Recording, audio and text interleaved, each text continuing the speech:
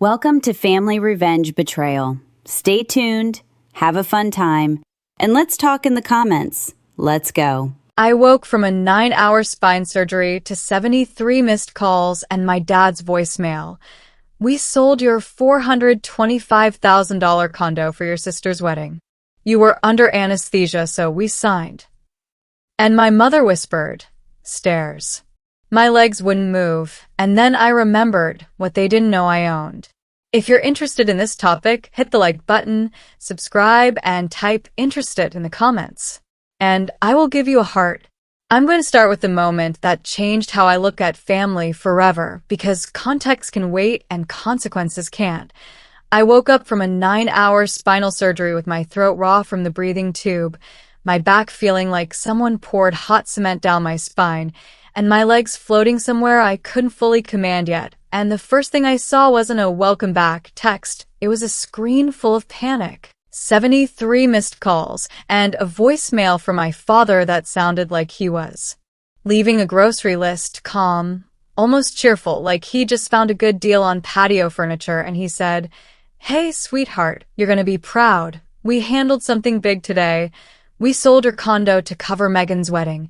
You were unavailable, so we signed for you. You'll understand. Call us when you're awake."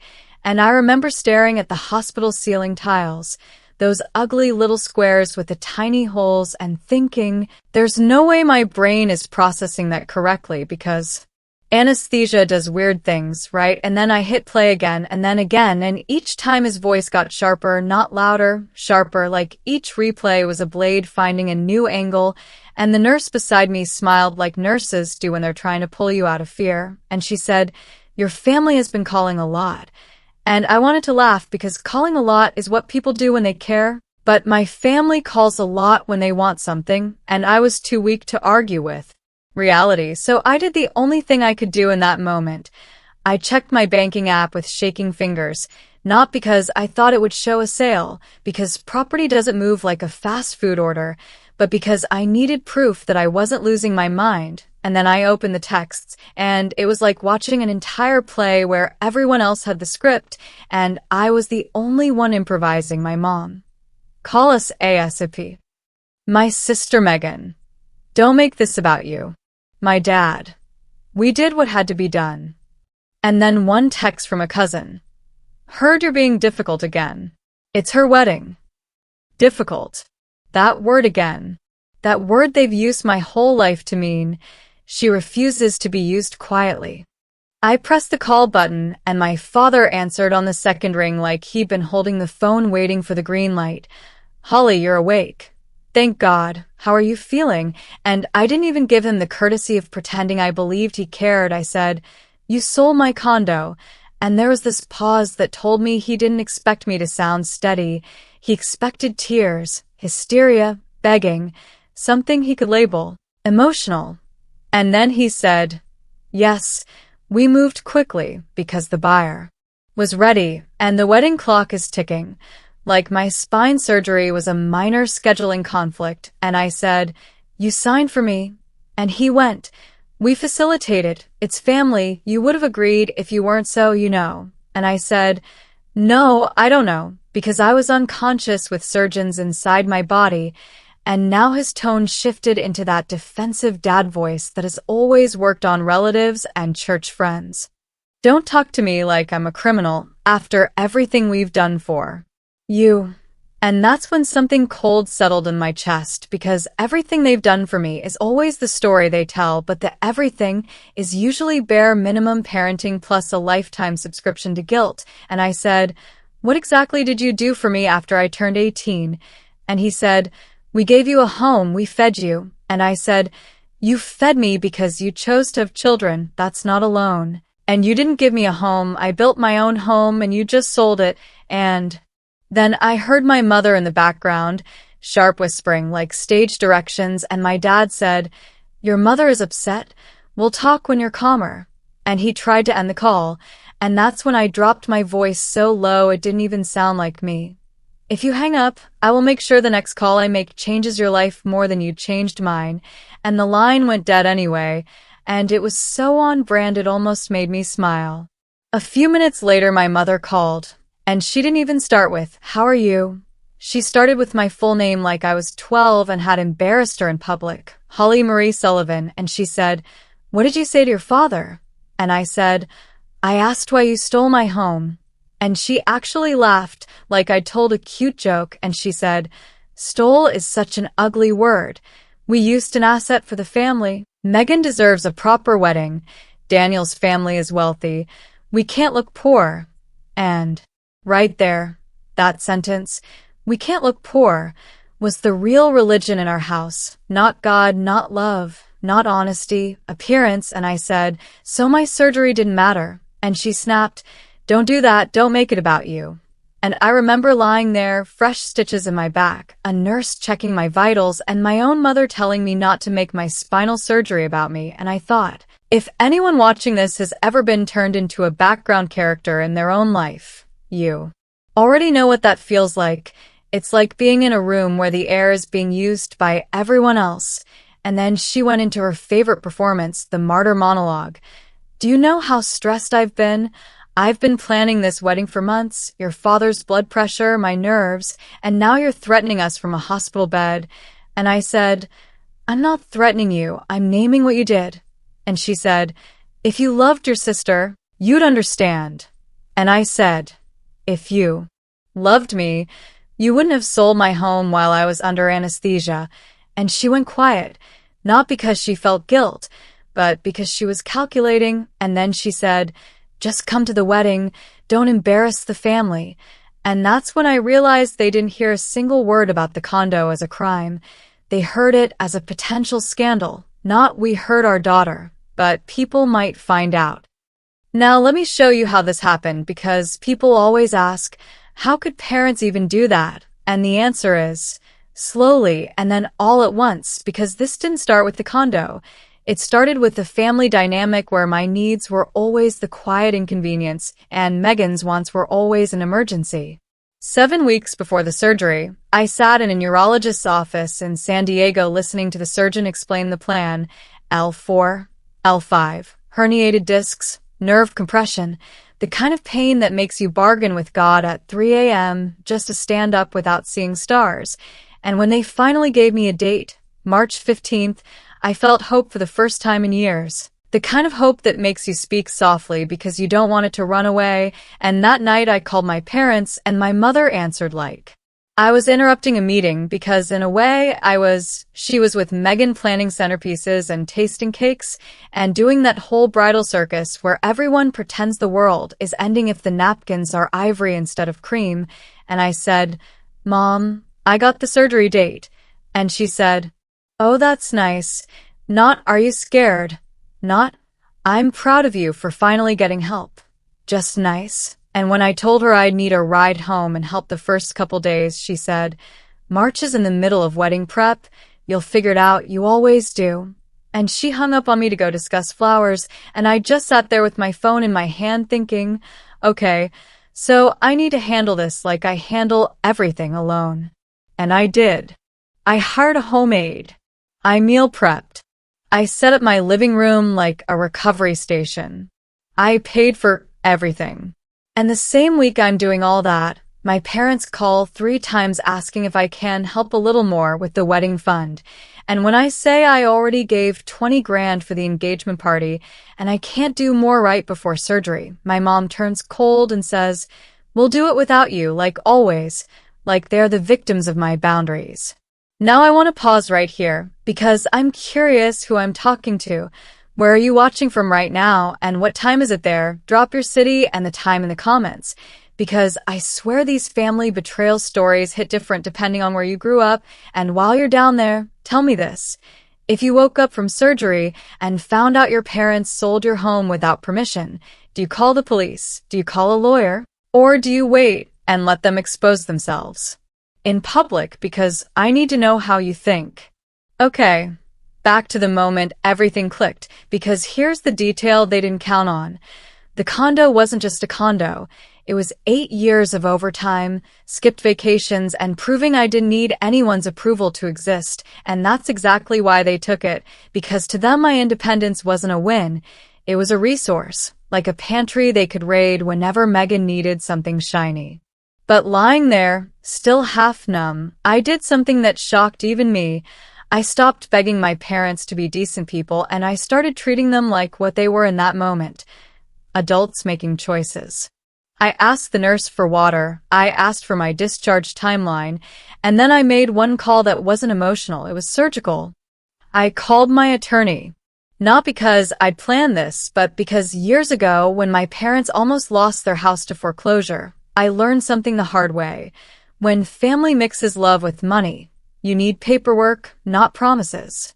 Back then, they were drowning in debt and I gave them $30,000 and they swore they'd pay it back and then they never spoke of it again. And that was the moment I realized I was not their daughter in their mind. I was their safety net, and safety nets don't get thanked, they get used.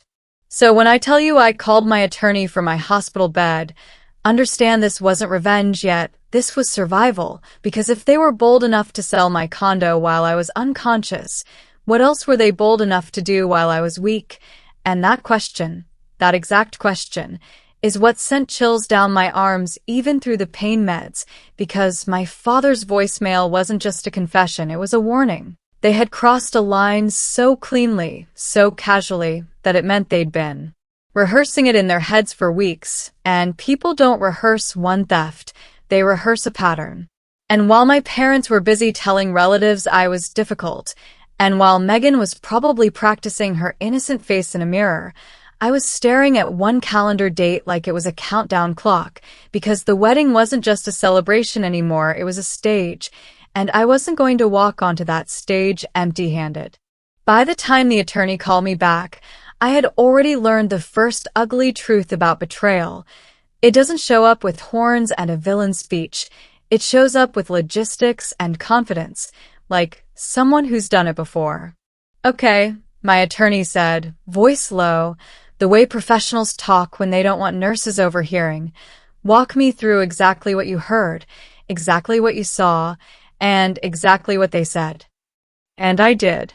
I told him about the voicemail, the calm tone, the words, "We signed for you," the way my mother didn't ask how my legs felt, the way my father tried to frame it as a family decision like they held a committee meeting over my unconscious body.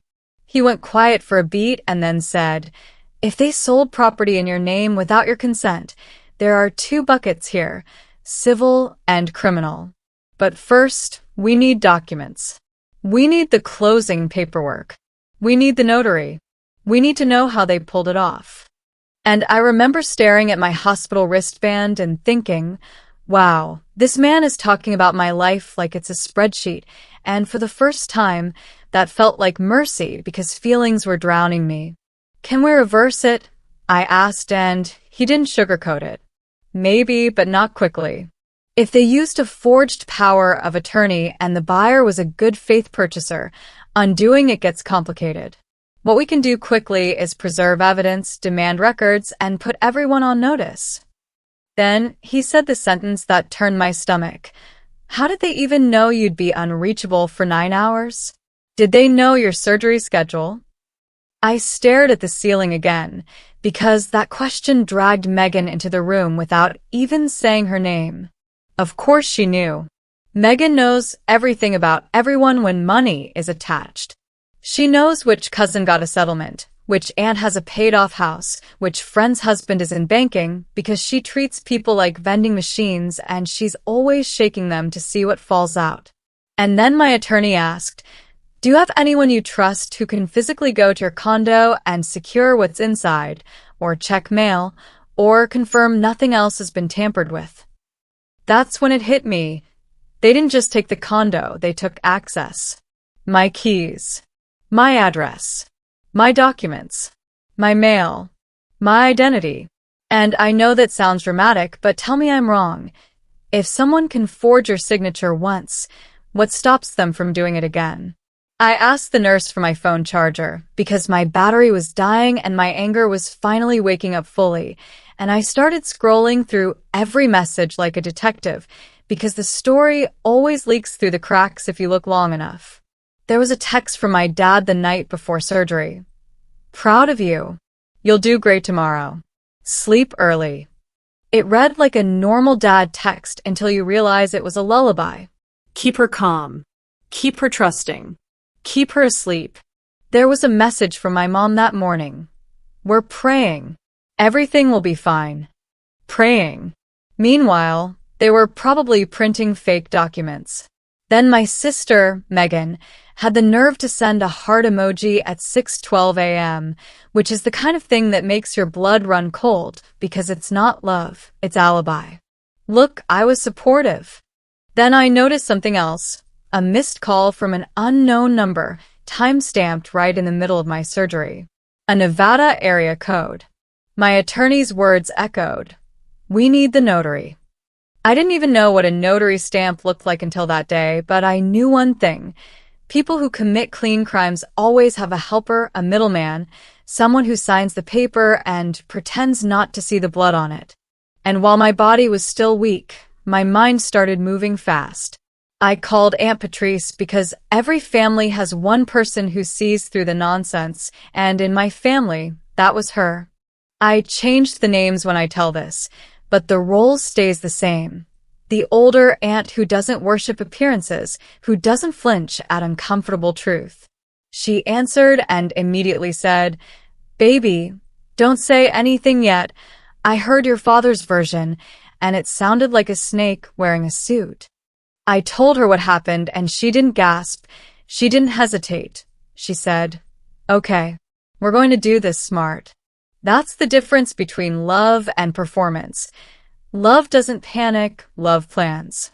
Here's what we need, she said. We need time, we need receipts, and we need them comfortable enough to keep talking. Comfortable enough to keep talking. Let that sink in. When someone thinks they've gotten away with something, they get chatty. They start bragging. They start rationalizing. They start recruiting witnesses. They start rewriting history out loud. And you can record history while they do it. So while I lay there recovering, I did something I'd never done in my life. I stopped trying to be understood by my parents. I started building a case.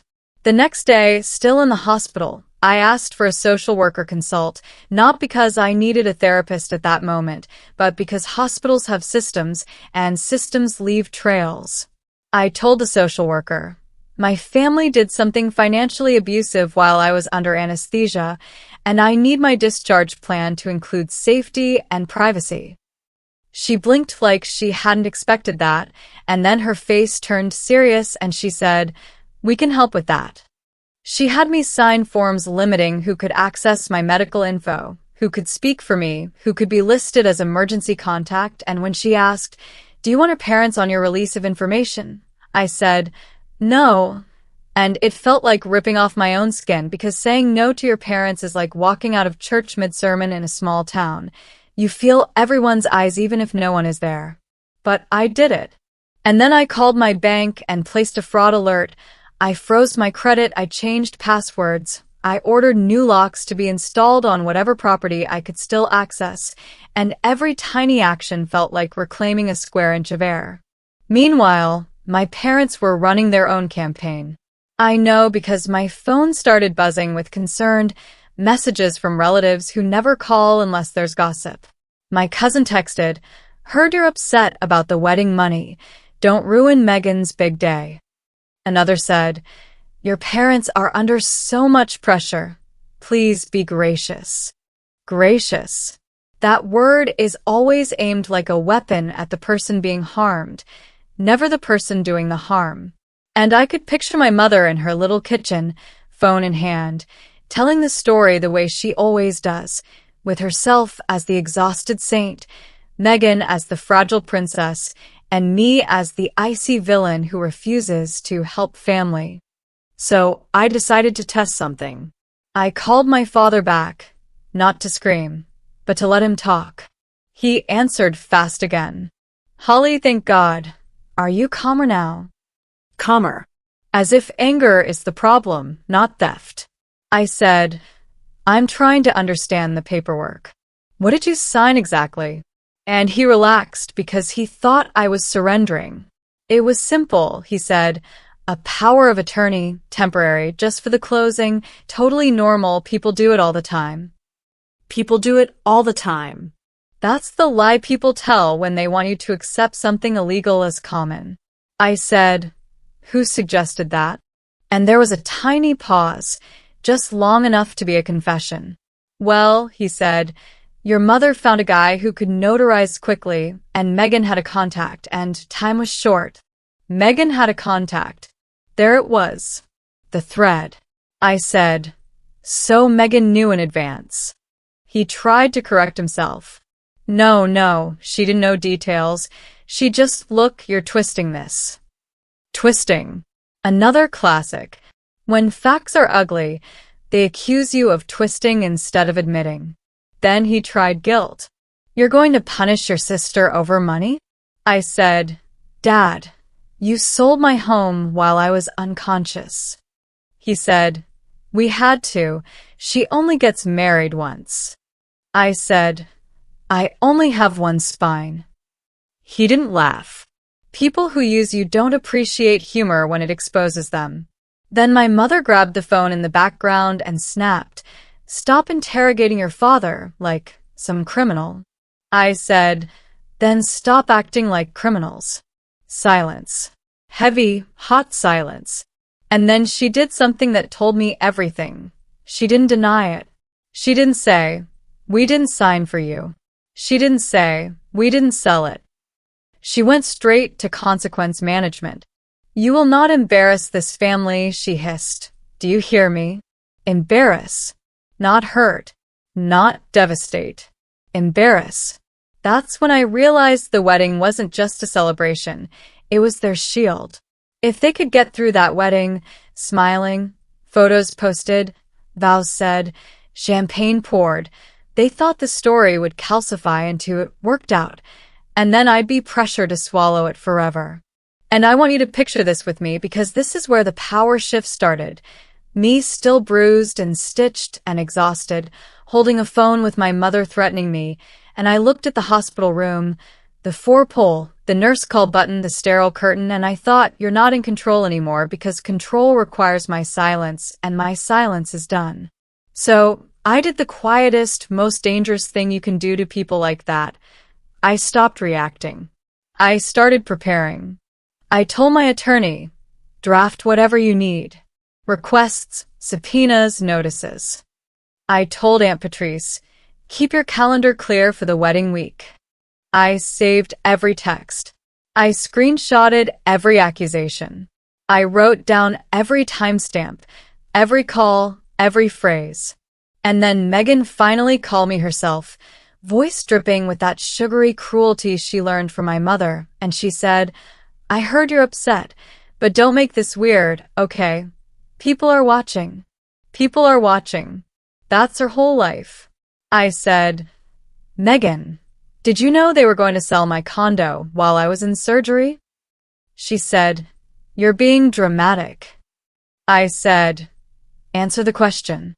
And she went quiet for half a second too long. And then she said, "You're single. You don't need that much space. And you're always acting like money is love." I almost laughed because that was projection so clean it should be framed. She added, "If you show up and ruin my day, I will make sure everyone knows what kind of sister you really are." And that right there was the challenge, the threat, the invitation. She thought she could control me with reputation the way my parents always have. She didn't realize I'd spent years building something they never taught her, patience. And as I ended that call, I made a decision so clear it felt like a physical click in my chest. I wasn't going to fight them in private anymore because private is where they're strongest. I was going to let them build their perfect public moment, and then I was going to pick the exact second when their audience was widest, their guard was lowest, and their lies were most expensive, and I was going to make them explain everything with their own mouths trapped behind their own smiles. The next week moved in a weird slow motion where every hour felt like two things at once, my body healing and my life being robbed in real time. I was home from the hospital, shuffling like someone twice my age, the cane tapping the floor like a metronome counting down to something ugly. And my phone wouldn't stop buzzing because my parents were doing what they always do when they're guilty. They start recruiting witnesses, and then they start rewriting you as the villain so nobody asks too many questions. My mom sent a group text to the extended family that opened with "Holly is under a lot of stress from surgery and isn't thinking clearly," which is a disgusting sentence when you realize what it actually means. She was pre-labeling me as unreliable before I even spoke. Then my dad followed it up with his own message to my uncle. "We had to make a tough decision, but it's for the family and Holly will understand once she's calm." And that word calm kept showing up like a prayer they all repeat when they want you quiet. And it worked because within 20 minutes I started getting calls from people who hadn't checked on me in years. Not asking how my spine felt, not asking if I could feel my feet, just asking if I was really going to cause drama before Megan's wedding. One aunt said, "Honey, your sister only gets one special day." And I wanted to scream, "I only get one body and it's still full of stitches." But instead I listened, because listening was part of the plan now. I asked simple questions and then stayed quiet so people filled the silence with their own assumptions. And I saved every message because misinformation becomes evidence when you can prove who started it and when. Then I did something that surprised even me. I drove to my condo. Not to go inside because I couldn't climb the steps without pain lighting up my lower back, but to look at it from the street and see if it still looked like mine. The building was the same, the stucco walls, the little row of mailboxes, the palm tree that always leaned like it was tired, but something felt different, like the place had already been claimed. There were new curtains in my living room window, beige instead of the blue ones I picked, and there was a moving truck parked half in the red, half in the driveway, like whoever owned my life now didn't care about rules, because why would they? No one ever holds people accountable when they steal politely. I sat in my car and felt the strangest sensation, grief mixed with rage, because that condo wasn't luxury, it was proof. Proof I could build something without their permission. Proof I wasn't the family's backup plan, and now it was gone because my parents decided my sister's photo op mattered more than my safety. I called my attorney from the car, voice shaking, and told him I saw new curtains, and he said, "Good, that confirms occupancy. It helps our timeline." Timeline. That word again, cold and clinical, and I loved it because feelings were chaos, but timelines don't lie. He told me the buyer's name, the escrow company, the recording date, and then he said, "Your parents didn't just sign. They used a forged power of attorney filed with a notary in Nevada, and the notary ID number is linked to prior complaints." Hearing that was like someone turning on the lights in a room I'd been stumbling through. This wasn't a moment of bad judgment. This was a planned operation. They found a notary who'd sign anything. They timed it for my surgery, they closed fast, they pushed money into wedding vendors, and then they immediately started building the smear campaign. So if I fought back, I'd look unstable. That's not love, that's strategy. I went home and opened my laptop and I created a folder called Receipts, because if you're dealing with people who survive on appearance, the only thing stronger than their story is your proof. I saved the voicemail. I saved screenshots of my parents' texts. I saved Megan's Instagram story where she cried about family jealousy without naming me, but somehow everyone magically knew it was me because she's always been good at setting a fire and then standing there acting shocked by the smoke. Then Aunt Patrice came over with groceries like she always does when she's worried, practical, no fuss, and she watched me move around my living room like I was 90 and she said, "Baby, you're not going to win this by yelling. You're going to win it by letting them get comfortable." She was right, because guilt makes people sloppy when they think they're safe. And then, while we were sitting there, my phone buzzed again and it was Megan calling, not texting, because she wanted the tone. She wanted to hear me break. I answered and she went straight into her fake sweet voice. "Hey, how are you feeling? I've been so worried." And then, without pausing, she added, "Mom said you're being kind of intense about the condo thing, and I just want you to not ruin the vibe, okay? This wedding is huge." Huge. Like my spine wasn't. I said, "Megan, did you know they were doing this while I was under anesthesia?" She laughed like I'd told a joke. You keep saying that like it matters, she said. You would have said no if you were awake, so it's actually better this way. Better this way. The way she said it, casual like stealing, is just a shortcut. I said, so you did know. She paused and then went sharp. Don't act like a victim, Holly. You've always acted like the family owes you applause for being responsible. You're 32, alone, no kids, no husband. You don't need a whole condo, and now you want to punish me because I'm finally getting my moment. My moment. She actually said it like her marriage was a coronation. I said, you got your moment with my money. She snapped, it's family money, and I said, no, it was my property, and what they did is a crime. And here's where she showed her hand, because her voice dropped and she said, if you go public, I'll make sure everyone knows you're the problem, and people already think you're unstable after the surgery. After the surgery. She meant after the divorce. She meant after I finally stopped pretending our family was normal. She just used the surgery because it was convenient. And in that second, I didn't just hear her. I saw the whole family machine, the way my parents treat Megan like glass and treat me like concrete, because concrete can be stepped on and it doesn't scream. I ended the call with one sentence, calm as ice. I'm going to the wedding. And she said, good, behave, and hung up like she was my supervisor. I sat there staring at the wall until Aunt Patrice asked, what did she say? And I told her, and she nodded slowly, and then she said, all right, then we're going to make sure you're protected. Protected. That word felt new. Not protected like keep the family image safe, but protected like keep you safe. That night, I couldn't sleep, so I did what I always do when my life feels out of control. I organized. I wrote out the sequence of events minute by minute. The surgery time, the voicemail timestamp, the county recording date, every call from relatives, every post from Megan.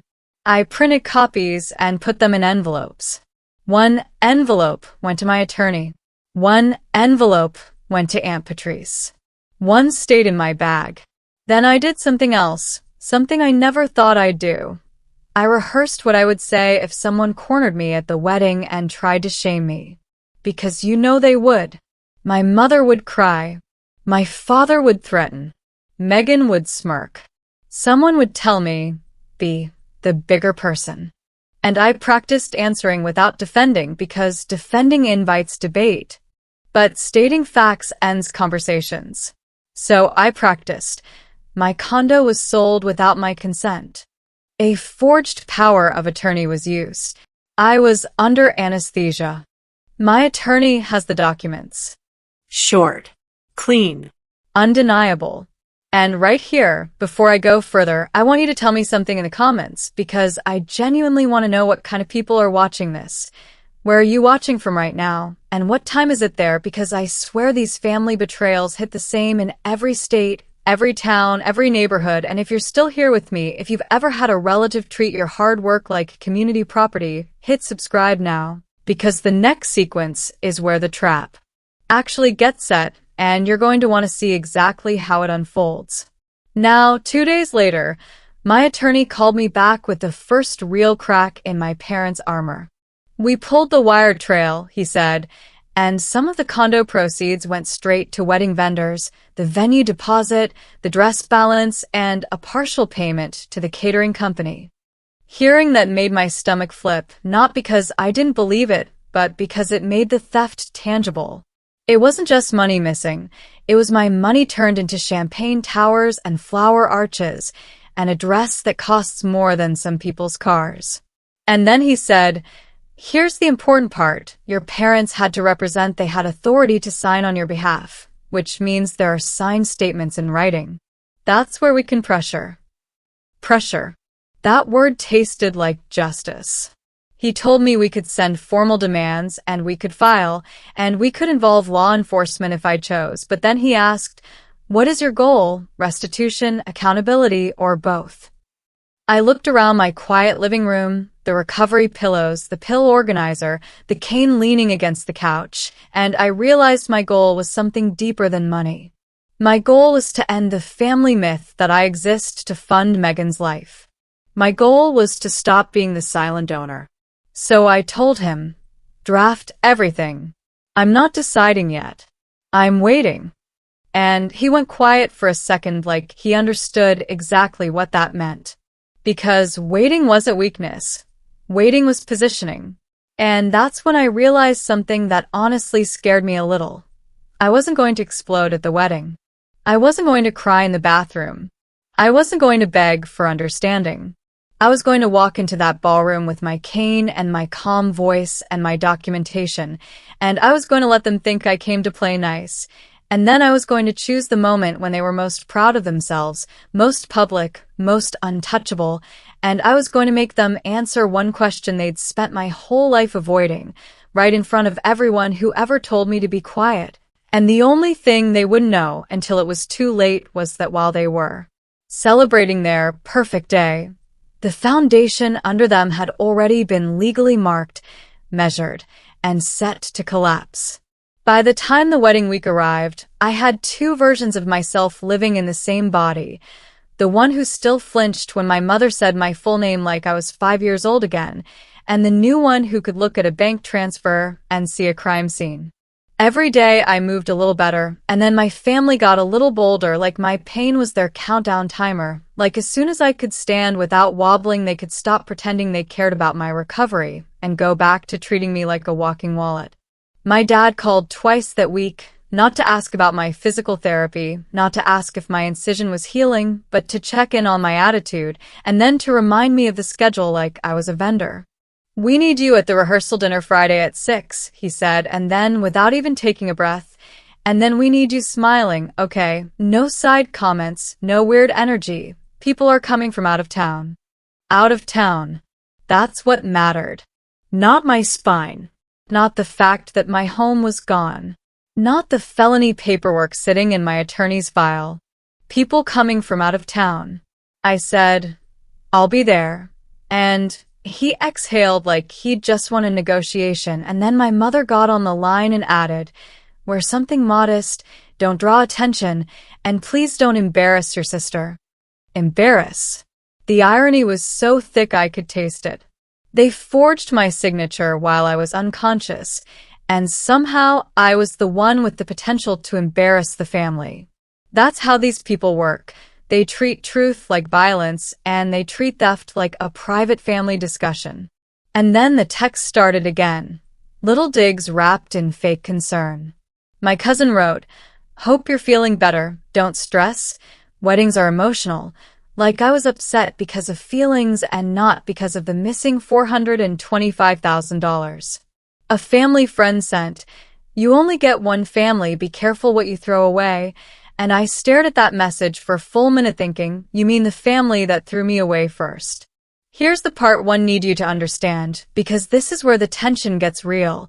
I wasn't just walking into a wedding, I was walking into a courtroom with candles and champagne, and everyone in that room was going to have an opinion about me before I opened my mouth, because Megan had already done what she does best. She shaped the story while the victim was still weak. She'd posted again, another little poor me clip with her makeup perfectly smeared, and then she added a line that made my stomach drop. "Pray for my family. Some people let bitterness take over when they can't stand seeing you win." Win. That word is poison coming from someone who's never paid for her own life. And then, like clockwork, the comments rolled in. "Protect your peace. Cut toxic people off. Jealousy is a disease." And a few that hit harder than they should have because they sounded like my mother's voice wearing a stranger's face. Maybe Holly should focus on healing instead of drama. Drama. Meanwhile, my attorney sent me a short email with one sentence that felt like a knife made of ice. "The escrow company has a copy of the signed power of attorney on file." Seeing that made me laugh once, sharp and ugly, because it wasn't even a secret anymore. It was documented. My dad didn't just betray me. He signed his betrayal in ink and then had it notarized. I printed that email and put it in the envelope in my bag, the same bag that now had my meds, my cane tip replacements, and a stack of paper that could ruin lives. That's what my purse had become, a recovery kit and a weapon. Then I met Marcus, my attorney, at his office for 10 minutes because I couldn't sit in a chair longer than that without pain shooting down my leg. He didn't waste time with sympathy. He slid a folder across the desk, tapped the top page, and said, "This is the notary record, and then this is the chain of funds, and then this is the vendor list, and the moment you decide to move, we move fast." I asked him, "If I go public at the wedding, does it help or hurt the case?" And he looked at me the way people look at someone who's been gaslit for so long they've forgotten they're allowed to stand up. He said, "Truth in public isn't illegal. Defamation is false statements. What you have is documentation. If they deny it publicly, it creates more evidence." More evidence. I nodded slowly, and then I asked the question that had been building in my throat since I woke up to that voicemail. "Can I get my condo back?" And he didn't sugarcoat it. "Not easily. You're more likely to get money back than the property. The buyer looks like an innocent third party. The fight is against your parents." Against your parents. That sentence landed like a weight. Because it's one thing to be angry at a sister you already suspect is rotten, and it's another thing to accept that your mother and father are the ones who handed her the knife and then held you still. On the drive home, I did a pattern interrupt on myself because I could feel the emotional spiral starting, so I spoke out loud like I was narrating a documentary. "You're not crazy. You're not dramatic. You are responding to theft. You are responding to fraud." It sounds silly, but it works. It takes the heat out of the shame. And then, at a red light, my phone buzzed, and it was Megan texting, "Can you please not show up with that cane for photos? It makes the wedding look sad." I read it twice, just to be sure my brain wasn't hallucinating. She didn't say, "Are you okay?" She didn't say, "I'm sorry." She said my cane might ruin her aesthetic. I texted back one word, "No." And then I turned my phone off for the first time in days and sat in the quiet like it was medicine. Friday came. Rehearsal dinner. I moved slowly, took my time, wore a simple navy dress that didn't scream for attention but also didn't apologize. And when I got out of the car, the air felt too crisp, like the world was sharp around the edges. The restaurant was one of those places that tries to look like old money even if it's new construction. Soft lighting, leather booths, waiters with pressed shirts, and then I walked in, and it was like stepping into a theater where everyone already knew their lines except me. Heads turned. Conversations dipped. My mother's smile snapped onto her face like a mask, and she hurried toward me with her arms half open like she wanted a hug for the performance, not for me. "There she is," she said too loud, and then she leaned in and whispered through her teeth, "Behave. Behave." Like I was a dog. My dad was at the end of the table telling Daniel's father a story about family values, and I watched him gesture with his hands like a man who believed his own lies, and then his eyes landed on me, and for half a second I saw it. Fear, not guilt. Fear of being exposed. Megan was glowing, manic glowing, the kind of glow that says she thinks she's untouchable. She kissed Daniel, laughed too hard, and then she spotted me and her smile tightened. She walked over like a queen inspecting a peasant.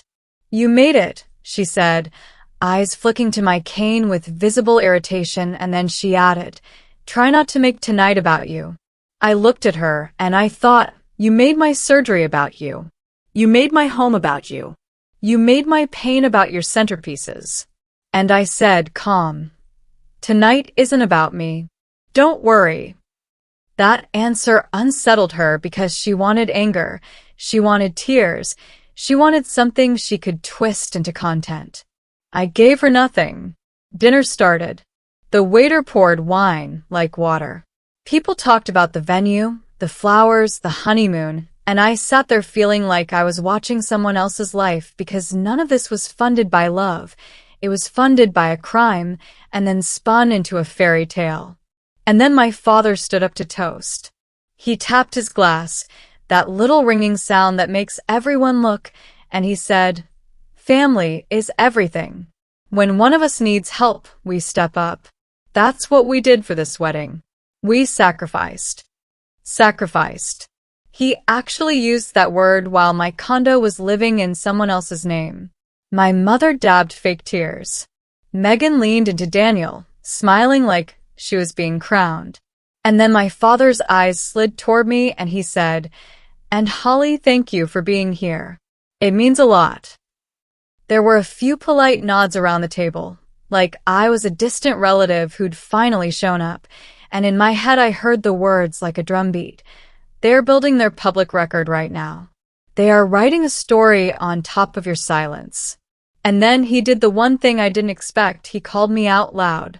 "Holly, why don't you say a few words?" he said, smiling too wide. "Tell your sister how proud you are." The table went quiet in that way people get quiet when they sense blood in the water. Megan's eyes widened for a fraction of a second, like she hadn't expected him to put me on the spot, and then she recovered and gave me a look that said, "Don't you dare." My mother's hand gripped my knee under the table, hard, like a clamp. "Please," she whispered, still smiling at the guests. I stood anyway. Slowly, carefully, cane in hand. The room watched me rise like I was either going to beg or explode. I didn't do either. I lifted my glass and I smiled just enough. "Megan," I said, voice steady, "you look beautiful. I hope your marriage is built on truth, because truth is the only thing that holds when everything else collapses." People laughed awkwardly, not sure if it was a joke. Megan's smile twitched. My father's jaw tightened. Daniel looked at me, confused, like he'd just heard a sentence he didn't know he needed to hear. I sat back down and took a sip of water instead of wine, and my mother's nails dug into my leg once more like a warning. And in that moment, I realized my father hadn't invited me to speak because he wanted unity. He invited me to speak because he wanted to see if I'd crack in public, because if I made a scene, he'd get to point and say, "See, she's unstable, she's emotional, she's on medication, she's not reliable." It was a trap. And then I saw something else that made my stomach drop in a different way. Across the table, Daniel's mother was watching my parents, not Megan, my parents, with the face of a woman who understands contracts. She wasn't smiling. She was calculating. Like she'd just noticed a crack in the perfect story. Megan stood up right after dessert and pulled Daniel away, whispering urgently, and my dad's eyes followed them. And then he leaned toward my uncle and muttered something I couldn't hear. And then my uncle glanced at me like I was a threat that needed handling. That's when I knew the next move wasn't going to be mine. They were going to do something before the wedding. They were going to try to isolate me, discredit me, or control me, because people who steal big don't sit still when the victim stays calm. I left the restaurant early, used the cane, didn't rush, walked like I had all the time in the world, and as I reached my car, my phone lit up again, and it was a text from my father that hit like a slap. "We need to meet tomorrow. Alone. No Patricia. No lawyers. Just family. You owe us that." And as I stared at that screen, a second message popped up from an unknown number with no name attached. Just 8 words that made the air feel colder. "If you talk at the wedding, you'll lose everything." That unknown number sat on my screen like a loaded gun, and the worst part was how casual it felt, like whoever sent it thought they were doing routine housekeeping. Sweep up the loose ends, scare the witness, keep the wedding intact. I stared at it long enough that my eyes started to sting, and then I did what I've learned to do when fear tries to hijack your brain. I went mechanical, step by step, because panic is loud, but procedures are louder if you let them be. First, I screenshot the message, and then I screenshot the full thread showing the timestamp, and then I forwarded it to Marcus, my attorney, with one sentence. "This just came in after rehearsal dinner." Then I texted Aunt Patricia, "Do not answer unknown calls. We need to talk tonight." Then I turned my phone to airplane mode because I could feel the temptation to keep staring, keep guessing, keep spiraling, and I wasn't about to let them control my nervous system the night before they tried to control my life. I got inside, locked the door, and then I stood in my kitchen with my cane leaning against the counter and my back still aching, and I laughed once, quiet, because the audacity was almost impressive. They stole my condo while I was under anesthesia, and now they were trying to scare me into silence like I was the criminal. That's when my brain finally connected something I'd been avoiding because it made the betrayal too real. My dad wasn't just protecting Megan. He was protecting himself, and he was doing it the same way he'd always done it, by turning the family into a closed system where the truth is treated like treason. The next morning, my father called again, and he didn't even pretend to be gentle. "We meet at noon," he said, "at the house. And you come alone." I said, "No." He went quiet for a second, like he couldn't process that word coming from me, and then the anger came in, controlled at first, like he was trying to keep it respectable. "Holly, stop acting like a victim. We're trying to fix this." Fix this. Notice he didn't say apologize. He didn't say return the money. He said fix, like the problem was my reaction, not their action. I said, "If you want to talk, you talk through my lawyer." And then his voice dropped into that familiar tone, the one that always used to make me small. "You want to drag lawyers into your sister's wedding week. You really want to be that person." I almost told him about the anonymous threat, but something in me stopped because I suddenly understood the game. If I tell him what I know, he adjusts. If I keep my cards hidden, he steps into his own mess. So I said, "I'm not meeting you alone." And he snapped, "Then don't bother coming tomorrow." A few minutes later, Megan called, and her voice was sugary, too sweet, like she'd been practicing in a mirror. "Hey," she said, "I heard you're being difficult." I asked, "Did you have someone threaten me last night?" She actually laughed, like I'd told a joke. "Oh my God, Holly, you're so dramatic." No. I held the phone away from my ear for a second and then brought it back. "So, you're saying you have no idea who sent if you talk at the wedding? You'll lose everything." The line went quiet just long enough to be interesting, and then she went straight into offense. "You're trying to ruin my wedding. That's all this is. You've always needed to be the center of attention, and now you're mad because people are finally celebrating me. Celebrate you. With my home, with my savings, with my peace." I said, "Megan, you're getting married. You should be happy. Why are you calling me right now?" And then her mask slipped, just for a second, and her voice got lower and sharper. "Because you're unpredictable. And Mom is stressed. And Dad said if you do anything, he's done with you." Done with me. Like I still had something to lose in that relationship. I said, "Tell Dad he should be more worried about prison than being done with me." Then she hissed, "You wouldn't."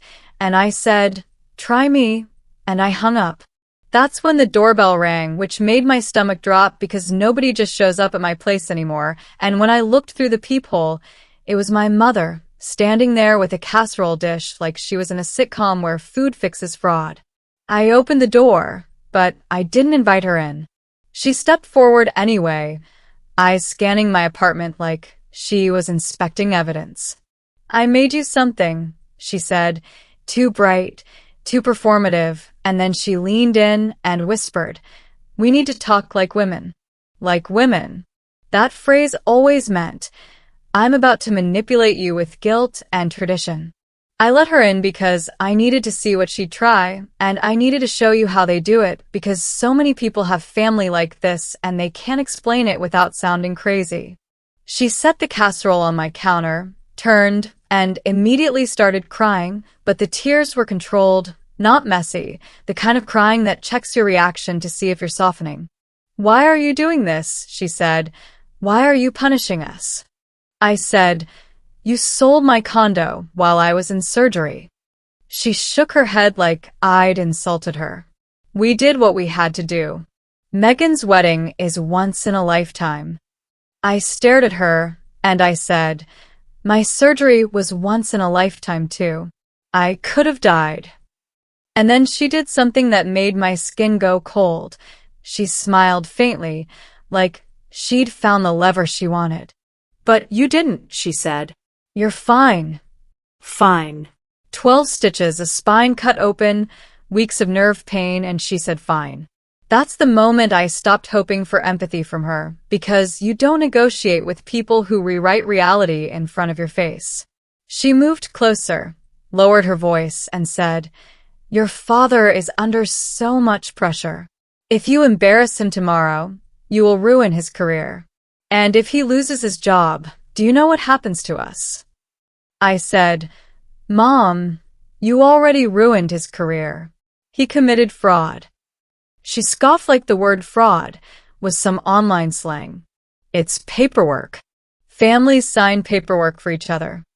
I asked her, "Do you hear yourself?" She snapped, "Do you hear yourself? Threatening your own parents after everything we've done." And then she tried the oldest trick in the book. She brought up my childhood.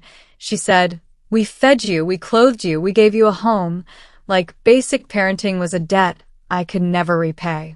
I leaned against the counter, the pain in my back flaring, and I said, "You gave me a home until I turned 18, and then you gave Megan a car and called it support."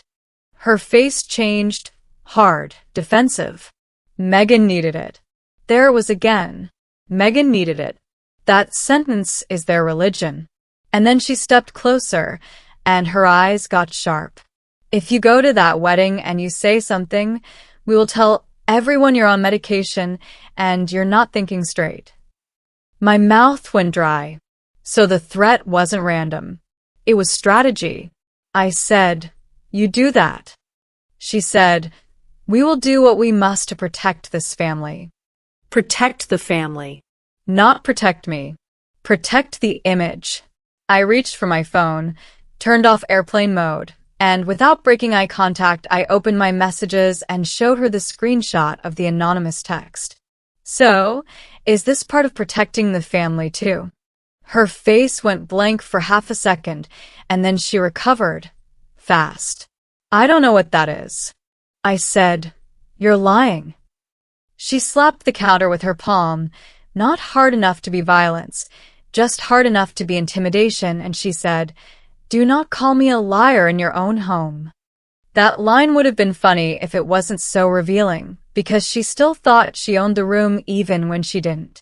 Then she lowered her voice, leaned in, and said, "You think you're so smart. You think you're so in control. But we know things about you, Holly." I felt my heart thump once, heavy, and then she continued, "Your job, your reputation, your little perfect life. We can make people look at you differently." That was the moment I understood I wasn't dealing with a family conflict. I was dealing with extortion. And then she did the creepiest thing of all. She reached up and smoothed my hair like I was a child, and she said softly, "Just come tomorrow, smile, give your sister a toast, and then after the wedding, we'll talk about making it right." After the wedding. Always after. Because once the pictures are taken and the money is spent and the guests have gone home, they think you'll be too tired to fight. I stepped back and said, "Mom, leave." She blinked. What? I said, "Leave. Now." Her face tightened with insult, and she grabbed the casserole dish like it was her dignity, and she walked to the door and turned back and said, "If you do this, you'll be alone." And I said, "I've been alone. You just never noticed." When she left, my hands finally started shaking, not because I was scared of them, but because my body was catching up to what my mind already knew, that the people who were supposed to be my safety net were the ones yanking it out from under me. I called Aunt Patricia and told her everything, and she didn't gasp, she didn't waffle. She said, "Good. Now we stop playing nice." Then Marcus called and said, I recommend you document every contact. And if you receive threats, we can involve law enforcement. I said, not yet, because I had one more thing I needed to see with my own eyes. I needed to see whether Daniel was truly ignorant or quietly complicit, because that changes the entire moral weight of what happens next. So I did something I hadn't planned. I sent Daniel a short message, polite, calm, like a business email. Hi, Daniel. I know wedding week is chaos. I need to talk to you privately for 5 minutes before tomorrow. It's important. Then I sat on my couch with my cane beside me, listening to my own breathing, waiting. 5 minutes later, his reply came through, and it was only 2 words, but it told me the wedding wasn't the only thing about to explode. What happened?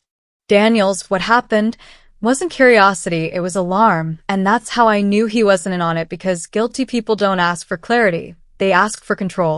They say, why are you doing this, and can you not, and let's talk after. But Daniel asked what happened like a man realizing he might be standing on a trapdoor. I texted him back one sentence. Meet me by the side garden fountain behind the hotel at 3:10 tomorrow, before the ceremony, and come alone.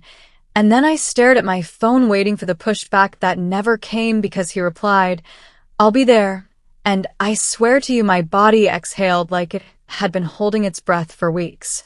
That night I did the most boring thing that ended up saving me. I made a checklist, not an emotional one, a practical one, like a person preparing for a hurricane. Screenshot every threatening message, export call logs, write down the timeline of the surgery and the voicemail, print the forged power of attorney and the notary stamp and the closing date, pack the manila envelope, charge the phone, bring the cane, wear shoes I can actually walk in, and then I put the envelope in my purse and I zipped it like I was sealing a coffin. I slept maybe 2 hours, because every time my eyes closed I heard my father's voice saying, we signed for you. And then I'd feel that hot wave of rage rise up my chest, and I'd have to sit up slowly, careful of my spine, and remind myself I wasn't going to explode. I was going to execute. Wedding morning came bright and cruel, the kind of sunny day people post about like it's a blessing, and I'm telling you, that sunlight felt like mockery because it lit up everything they were pretending wasn't happening. Aunt Patricia picked me up at the hotel entrance, and we walked in together like we were going into court, not a wedding, and I could see it in the staff's eyes that they sensed tension already, because wealthy weddings have their own weather, and this one had a storm cloud under the music. My mother spotted me from across the courtyard, and her face did that quick scan, checking my posture, my outfit, my expression, as if she could tell whether I planned to behave the way she demanded. And when I didn't give her anything, when I just looked right through her like she was a stranger at a bus stop, she got stiff and marched over with that tight social smile. Holly, she said, too loud, you made it. And I said, of course. And she leaned in like she was hugging me, but her lips barely moved when she whispered, do not do anything today. And I said, don't worry, which was true, but not in the way she thought. Then Megan appeared, already in bridal prep mode, even though she wasn't in the dress yet, hair pinned, makeup half done, phone in her hand like it was an oxygen mask, and she walked straight up to me with that influencer smile that looks friendly until you zoom in and see it's a threat. Look who decided to show up, she said, and then she turned slightly so 2 bridesmaids could hear, because she needed an audience for a performance, and she added, I hope you're feeling better. Like I'd had a mild cold and not a spine opened up for 9 hours. I said, I'm feeling clear, and her smile twitched. Good, she said, because I'd hate for you to get confused today. And that word confused was not an accident. It was a seed, the same seed my mother tried to plant. And that's when I realized they'd rehearsed the narrative they were going to use if I spoke. Holly's emotional, Holly's medicated, Holly's unstable, and suddenly my anger went cold again, because you don't fight a liar with emotion, you fight them with documents, witnesses, and timing. I walked away before she could keep poking, and I headed to the side garden fountain at exactly 3:08, because I was not about to be late for the only conversation that could decide whether Daniel walked into a marriage or a lawsuit. He was already there, standing stiff in his tux like a kid waiting outside the principal's office. And when he saw my cane, the way I moved carefully, his eyes changed, not pity, something closer to guilt for not noticing sooner. "Are you okay?" he asked, and I said, "No, but I'm here." And then I looked him dead in the face and said, "Daniel, I'm going to tell you something and you're going to want to disbelieve it because it's disgusting. But if you're going to marry into this family today, you deserve the truth." He swallowed hard. "Okay," he said. "I didn't start with the condo. I started with the surgery because I needed him to feel the timeline, the cruelty of it. I was under anesthesia," I said, "on an operating table, and while I was unconscious, my parents used a forged power of attorney to sell my condo." He blinked like his brain refused to load the sentence. "Sell," he repeated, and I nodded. $425,000, I said, and his face went pale in a way you can't fake. That's not possible," he stammered. "You can't just sell someone's property." "You can if you're willing to commit a felony," I said, and I pulled the manila envelope from my purse, not dramatically, just like I was handing him medical test results, and I showed him the copy of the power of attorney with my signature that looked like a toddler traced it with a crayon. He stared at it, jaw clenched, and then he whispered, "Megan knows?" And I didn't answer immediately because I wanted him to say it again out loud, to hear what it sounded like to accuse his bride on her wedding day. And he did. He said, "Does Megan know?" And I said, "I can't prove what's in her mind, but she called it a family decision, and she told me I don't need a place because I'm single." He flinched like I slapped him.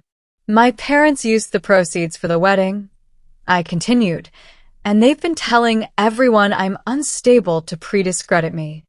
He exhaled through his nose fast and he said, "Why would they do this?" And I said, "Because they've done it my entire life." And then I gave him the simplest version of the pattern. Megan is the chosen one, I'm the resource, and my parents treat love like a transaction where the person who asks for nothing is the one they think they can steal from. Daniel looked down at the paperwork again, and then he said something that made my stomach twist. "My parents contributed a lot," he murmured, "a lot of money," and I saw the realization hit him like a second wave, that if this story went public, his family would be humiliated too, and now he was trapped between protecting his image and protecting the truth, and I watched him wrestle with it in real time. "Daniel," I said, "I'm not asking you to pick me over her. I'm asking you to pick reality over a performance." And he looked up sharply, because that word performance is exactly what he'd been feeling but couldn't name. The way Megan curated everything, the way my mother curated everything, the way my father curated everything, and he said quietly, "They told me you were jealous." And I almost laughed because of course they did. That's the universal lie families use when they're stealing from. The responsible child, they don't call you wronged, they call you bitter, because bitter is easier to dismiss than betrayed. Daniel's hands were shaking now, and he said, "What do you want me to do?" And I said, "Before you walk down that aisle, ask one question. Did you know the wedding money came from my sister's condo sale while she was under anesthesia? And watch what happens to the truth on their faces." He swallowed. "If she lies," he said, "then you have your answer," I said. "If she tells the truth, you have your answer too." He looked like he might throw up, and then he said, "There's more, isn't there?" And I hesitated, because this next piece is the part that makes people argue in the comments, the part where half the audience says I went too far, and the other half says I didn't go far enough, and I said, "Yes," and his eyes locked on mine, and I leaned in and lowered my voice and said, "My parents don't even own the house they're living in." And he frowned like he didn't understand, and I said, "I do," and his mouth opened slightly, shock flooding his face, and he whispered, "Why?" And I said, "Because in 2021 they were about to lose it, and I saved them anonymously through an LLC, and they've been paying rent not knowing it was me." And Daniel just stared, silent, because that detail didn't make me look petty. It made me look like the only person in this whole situation who ever loved anyone without keeping score. And then I watched something in him harden, not anger, clarity, and he said, "They're monsters." And I corrected him because language matters. "No," I said, "they're not monsters. They're normal people who decided they're entitled to me." And that's when Daniel's phone buzzed, and he glanced down, and I saw Megan's name on the screen with a dozen unread messages, and he looked back at me and said, "If I confront her right now, she'll make a scene." And I said, "She's been making scenes quietly for years, Daniel. The only difference is today there are witnesses."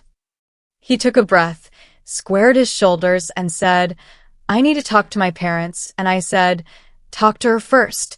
And he nodded, and then he turned to leave. And before he walked away, he said, "If what you're saying is true, I can't marry into it." And I said, "Then don't." And he walked off fast, Tuck's jacket flaring behind him. And I stood there by the fountain with my cane and my envelope and my spine still screaming, and I realized this wedding was already cracking before the vows even started. Then my father appeared from the side path like he'd been watching, and his face was calm in a way that terrified me more than shouting, because calm means calculation, and he stopped a few feet away and said, "What did you just say to Daniel?" And I looked him in the eye and said, "The truth." And he smiled, small, and he said, "You think you're smart." And I said, "I know I'm prepared."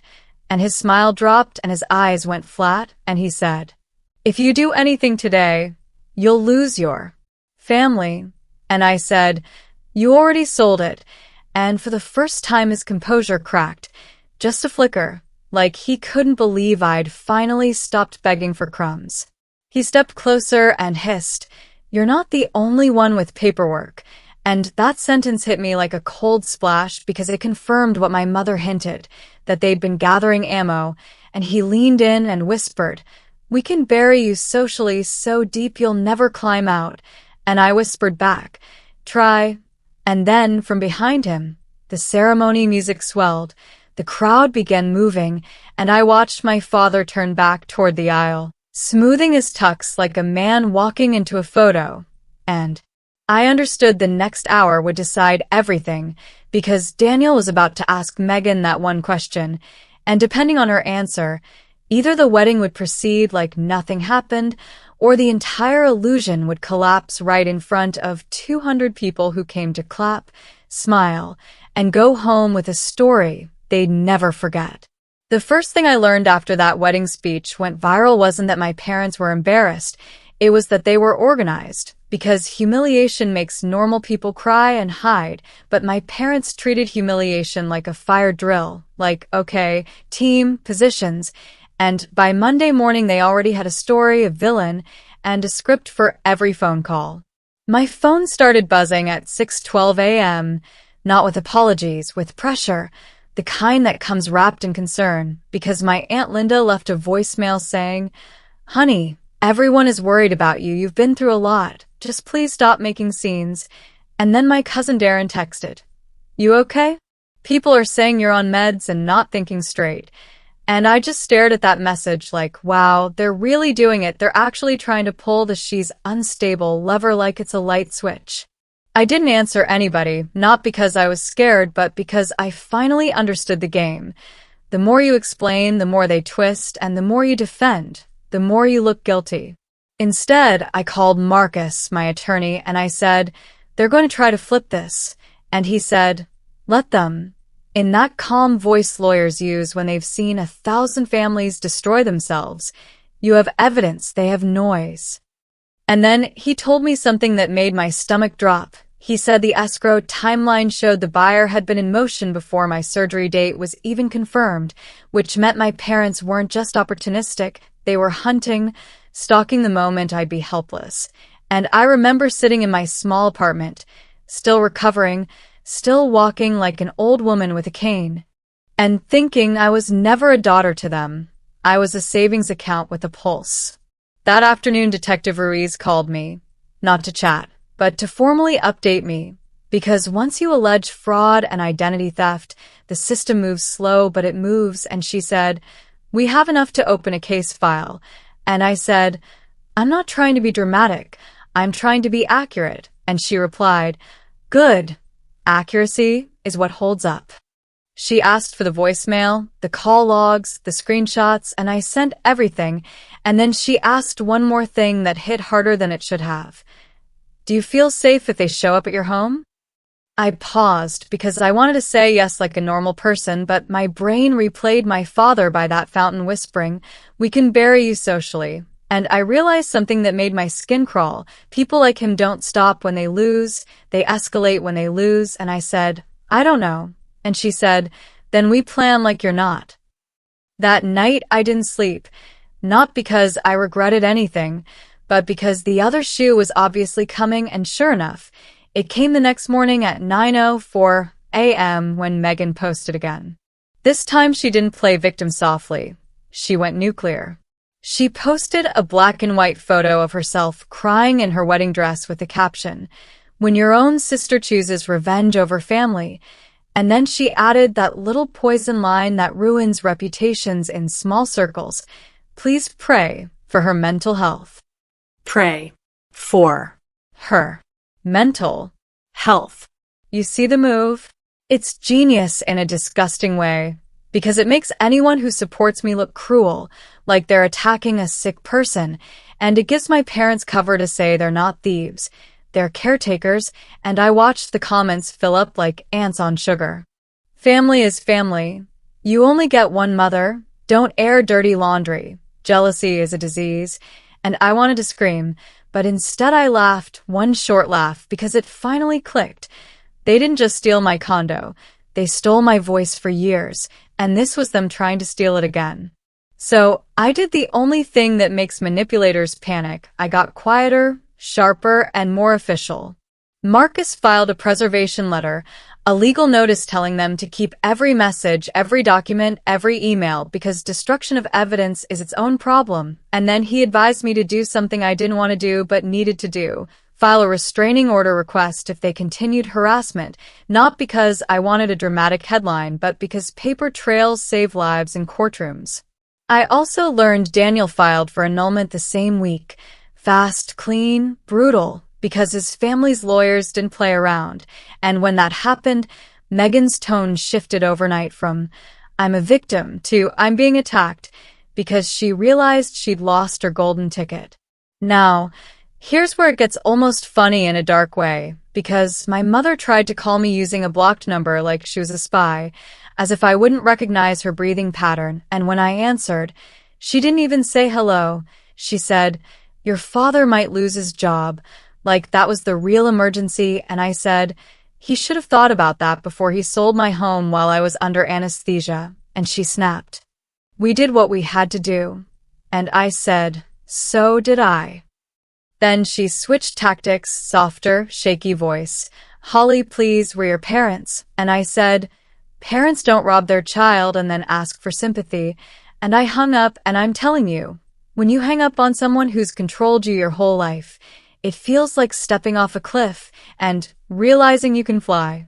Midweek, the bank called me, not my parents' bank, the mortgage servicer tied to the house I secretly owned through the LLC, because they received a request from my father to confirm ownership due to a suspected fraud incident. And I almost applauded, because the audacity was Olympic level. The man committing fraud was now calling the bank to report fraud.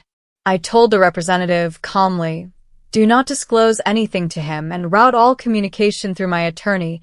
And then I called Marcus again and said, "They're sniffing around the house." And Marcus said, "Good, that means they're scared." And I said, "Scared people do dumb things." And he said, "Exactly, and dumb things leave evidence." 2 days later, my father showed up at my apartment. No warning. No call. Just a knock that felt like a punch. I looked through the peephole, and there he was, holding a grocery bag like a peace offering, smiling like we were normal. I didn't open the door. I spoke through it. "What do you want?" And he said, "To talk." And I said, "Talk to my lawyer." And he laughed, that little laugh that means he thinks you're being cute, and he said, "Holly, stop acting like a stranger." And I said, "You made me a stranger when you stole from me." And then his tone changed, sharp, threatening, under control. "If you keep pushing this, you will destroy your mother." And I said, "You're not going to use her as a shield." And he said, "We can fix this." And I said, "Return the money." And he went silent, and that silence told me everything I needed to know, because a man who can fix something doesn't pause like that. Only a man who can't fix it pauses. Then he tried the final card, the one that works on most people: shame. "People are laughing at us," he hissed. "Do you know what you've done?" And I said, "Yes," and I meant it.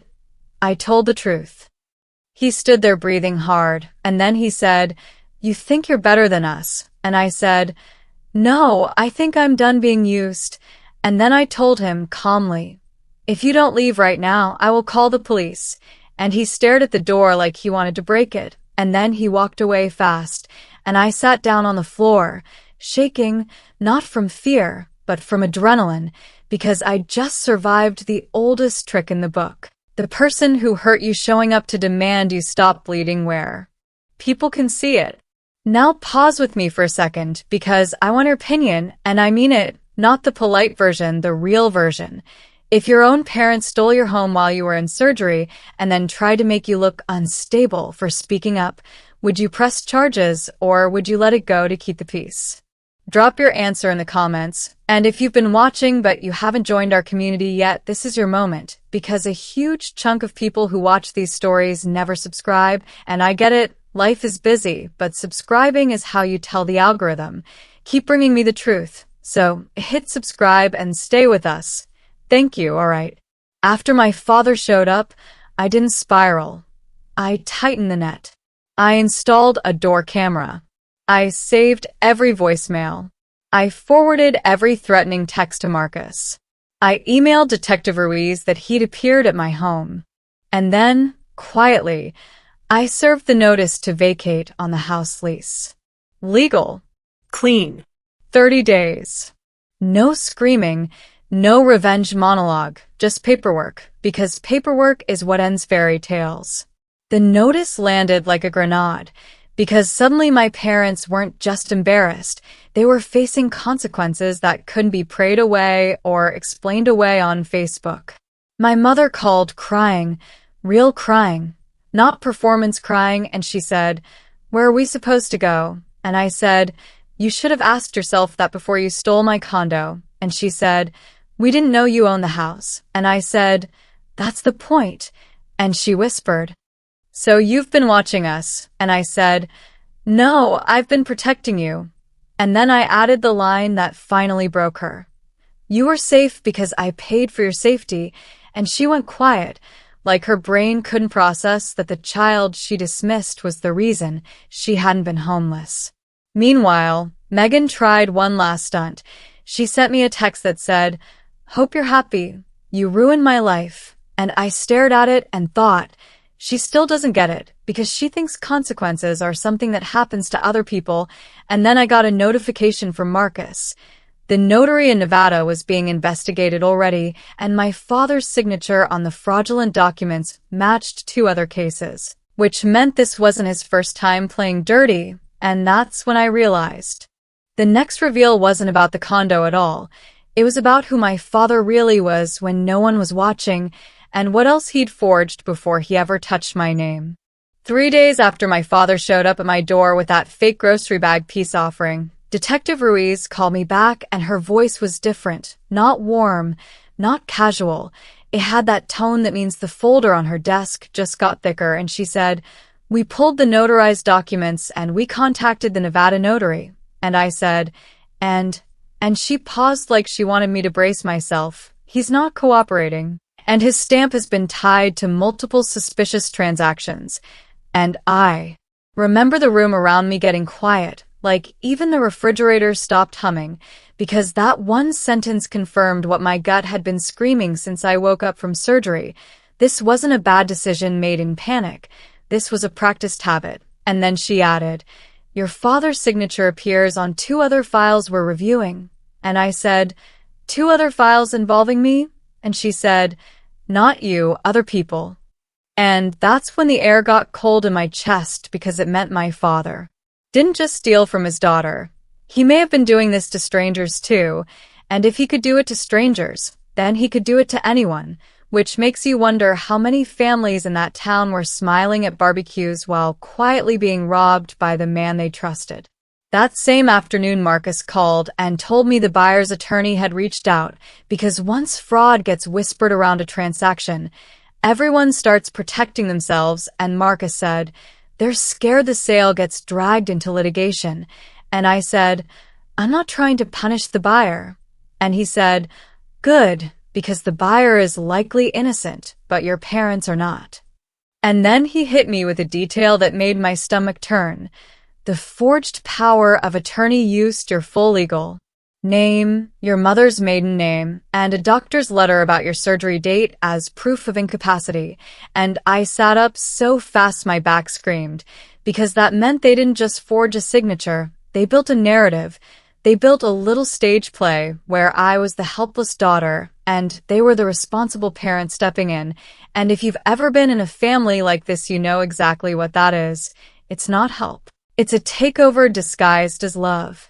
That night, right after sunset, my mother texted me, not with an apology, with a request. We need to meet, just you and me, no lawyers. And I laughed out loud, a real laugh, because that's the kind of line people use when they want to guilt you without witnesses. And I typed back, public place, daytime, and my attorney will be aware. And she replied instantly, why are you being so cruel? Cruel. That word again. The word they throw when they want you to feel like boundaries are violence. The next morning I met her at a busy cafe near the hospital, the kind of place with old couples holding hands and nurses grabbing coffee between shifts, and she walked in like someone who hadn't slept, hair clipped back wrong, no makeup, her hands shaking around the strap of her purse, and for a second I almost felt sorry for her almost. Until I remembered, she heard her child's voice shaking on the phone from a recovery bed and still chose to call me selfish. She sat down and didn't even order. She leaned in and whispered like we were sharing a secret, your father is under investigation. And I said, good. And her face twisted like I slapped her. How can you say that? And I looked her dead in the eyes and said, because he did it. And she tried to pivot fast. He was under pressure. Megan's wedding, Daniel's family, the embarrassment. You don't understand how people judge. And I said, Mom, I understand perfectly. You care more about judgment than justice. And she flinched. And then she said the sentence that finally told me she would never be safe for me. If you just tell the police you were confused, they might let this go. And I felt something in me snap cleanly, not rage. Not tears, just clarity, and I said, so you want me to lie again, but this time to law enforcement. And she shook her head like she wanted to deny reality. It's not lying, it's protecting the family. And I leaned forward and said, the family wasn't protecting me when they sold my home while I was in surgery. And she opened her mouth, and for once she had nothing, no script, no defense. So she reached for the only weapon she had left. Emotion. She started crying, soft at first, then heavier, shoulders shaking, and people nearby started looking at me like I was the villain in a movie, and she said, you're breaking my heart. And I whispered back, you broke mine first. And that's the moment I stopped caring what strangers thought of me. Because strangers don't know what it's like to be the reliable one in a family that treats reliability like a resource to extract. Then she did something I didn't expect. She slid an envelope across the table like a bribe, and she said, this is for you. And I didn't touch it, and she said, it's a check. We can make it right. And I laughed again because now they had money? Now? After they stole $425,000? I said, where did you get this? And she hesitated for half a beat too long, and that half beat told me everything. So I said it for her. You borrowed it from Daniel's family, didn't you? And her eyes darted away, and I felt the weight of it. The greed doesn't stop at me. They were pulling money from every direction like gamblers trying to win back what they lost, and I said, "Mom, you are going to drag everyone down with you." And she whispered, "We had to. The wedding was ruined. People are talking." And I said, "People should be talking." And I finally pushed the envelope back toward her and said, "Keep it. I don't want hush money. I want accountability." And she snapped, suddenly angry. "So you want us homeless?" And I said, "You made yourselves homeless when you decided your daughter's home was a wedding budget." And she whispered, venomous now, "Megan is suffering." And I said, "Megan is suffering from consequences." And she stood up so fast her chair scraped, and she hissed, "You're not my daughter anymore." And there it was, the classic line, the guillotine sentence they drop when they can't control you. And I looked up at her and said, quietly, "You stopped acting like my mother a long time ago." And she froze like she'd been hit. And then she walked out without looking back, not even once. And I sat there with my coffee going cold, shaking, not because I wanted her love back, but because a small part of me was grieving the last illusion I had left. 2 hours later, Marcus called and said, "We just got something." And I said, "What?" And he said, "A subpoena request is coming for your father's banking records and communication logs." And I felt my pulse jump because this was no longer a family fight. This was a case. And then he said, "And Holly, there's a second buyer who claims your father approached him months ago about quick liquidations and offered to sell a different property using family signatures." And I sat down hard on my couch because the words family signatures made my skin crawl, and I said, "Different property."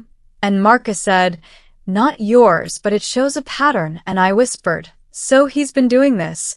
And Marcus didn't answer because silence was the answer. That evening, my aunt, the only one who stayed consistent, called me and said, "Honey, I need you to hear this. Your cousin told me your father is telling people you're on pain meds and hallucinating." And I felt my jaw tighten, and I said, "Of course he is." And she said, "He's also saying you don't own that house. He says you're lying and some scam lawyer put you up to it."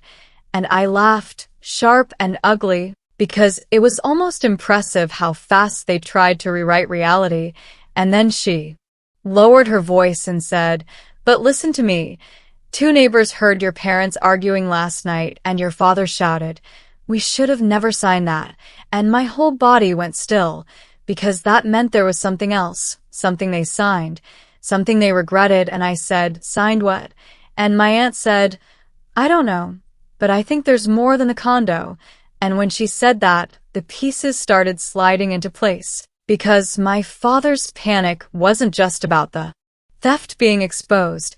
It was about the paper trail revealing other deals, other names, other victims, and I realized the wedding wasn't the end of the story. It was the start of the unmasking. The very next morning, Detective Ruiz called again and said, "We interviewed the notary's former assistant." And I said, and she exhaled and said, "She claims your father paid extra for same-day notarization without the principal present." And I felt my hands go cold, and I said, "So he paid to notarize a forgery?" And she said, "That's what she alleges." And then she added, "We're also looking at whether your mother participated." And I swallowed, because there's a difference between being complicit and being an active partner. And I asked, "Do you think she knew?" And Detective Ruiz said, "I think she knows more than she's saying." And I stared at the wall and thought about every time my mother told me to stop being dramatic, every time she turned my pain into inconvenience. And I realized that wasn't ignorance, that was strategy. And then, right when I thought I couldn't be shocked anymore, Marcus forwarded me an email he'd received from Daniel's family attorney, a short, cold message that basically said, "We have recovered information from Daniel's missing laptop that suggests identity theft and financial targeting by Megan and parties associated with her." And my throat went dry, because the laptop wasn't just stolen, it was mined. And if Megan stole it, it wasn't to be cute, it was to plan. And then I saw the attachment list, screenshots of bank portals, trust documents, and a note Megan had typed to herself that made me laugh and feel sick at the same time, because it said, ask Dad about the condo during surgery week. And that's when the last bit of fog burned off, because it wasn't just my parents who did this. It was a family operation, and they had the audacity to call me cruel for exposing it. I sat there, looking at that note, hearing my father's voice from the voicemail in my head, calm and cheerful. We sold your condo, and I realized the scariest part wasn't that they stole money. It was that they felt entitled to it, like my life was community property. So I did the final thing I needed to do. I opened a new folder on my laptop and labeled it with one word, truth, and I put everything inside, the voicemail, the forged documents, the notary details, the neighbor statement, Megan's note, the harassment texts, and I sent a copy to Marcus, and then another to a secure drive, because if there's one thing I've learned, it's that people who live by appearances will destroy evidence to protect the picture. And right as I was finishing, my phone buzzed with one last message from an unknown number, just 6 words, and it felt like a threat and a confession at the same time. Stop now or we go public. I stared at it, and I didn't feel fear. I felt something sharper, because if they wanted to go public, then they were about to learn the difference between gossip and documentation, and the moment they made it public, I'd be forced to show everything, not just what they did to me, but what they may have done to other people too, and that's when I understood the next turn wasn't about my family anymore. It was about how many perfect families in our town were built on quiet fraud and who was next in line to be used. And if you think I backed down after reading that text, you don't know me yet, because the second they threatened to go public, I knew exactly what I was going to do next and who I was going to speak to first.